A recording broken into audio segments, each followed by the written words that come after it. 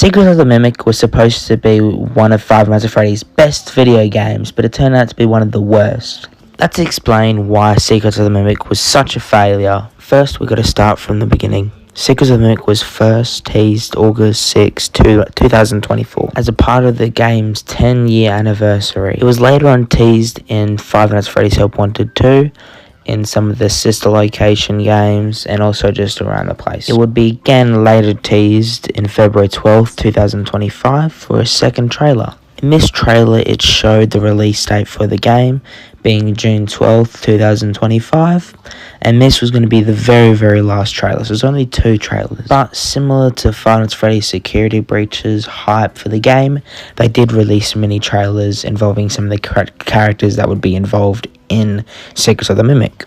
The hype quickly died down after realizing how bad the game actually was. So you see, this game is set before all of the FNAF games. The lore for this game was that William and Henry were going to steal the animatronics and information off of this guy and basically just steal everything and make their own restaurant. And the way they went about it was just not good. And they also involved Springlock suits, and I'll get to that later on. It just makes all the meaning in the games feel really worthless and useless after this game came out. Specifically, it made Henry's speech at the very end of FNAF 6 feel completely useless and meaningless because he kind of tributed to the bad that William Afton did. Moving on to Springlock suits, there are one scene that makes Springlock suits feel really overpowered in this game. You see, I'm not going to spoil much, but we are in a Springlock suit for a segment in this game, and we're doing an objective, and the player in the Springlock suit falls from a 15 feet pillar slamming into the hard concrete ground. Now, just to show you how sensitive Springlock suits were in FNAF 3 and, sequel games, literally breathing in the wrong spot would get you springlocked. We know this information by the books. How are you going to fall a 15 feet drop into concrete and not get springlocked? It just makes them feel overpowered, and just, I'll be real with you, it kind of just makes them feel like a money grab, just to use the word springlock in a new FNAF game.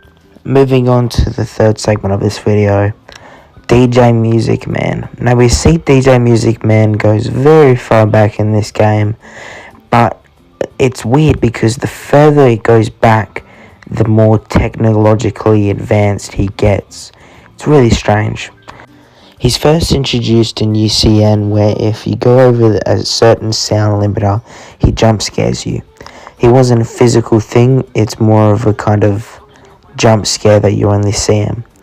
After that, he's shown off in Security Breach, being both a big dude and this kind of little thing you find in the vents. With the big DJ Music Man, there's only one scene where he actually moves around. Then after that, he's shown off in Secrets of the Mimic, and in that one, he's crawling around on walls, and he's massive. He's basically bigger than, pillars. He's massive.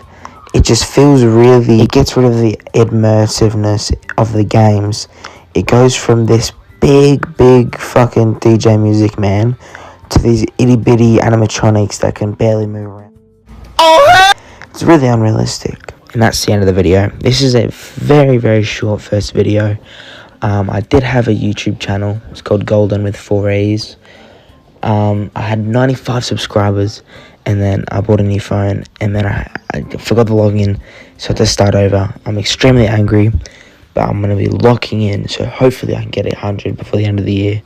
Thank you for watching. I am going to be posting a lot more. And yeah, have a good day. Subscribe, leave a like.